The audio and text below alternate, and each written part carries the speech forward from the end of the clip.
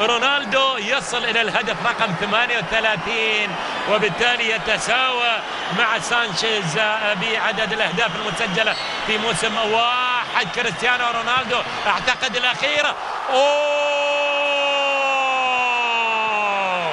صاد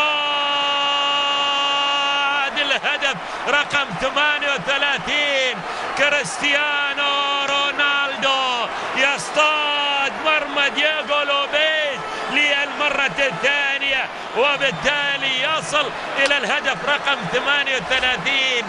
ردة الفعل من دييغو لوبيز، والله يا أخي ما أقدر أسوي شيء، ما جلس يطالع لأنها قوية، لأنها قذيفة، لأنها كعادة كريستيانو رونالدو. يتقدم الآن ويسجل الهدف رقم 38 في صدارة هدافي الليغا، متساويا بالتالي مع هوغو سانشيز ومع زارا سانشيز.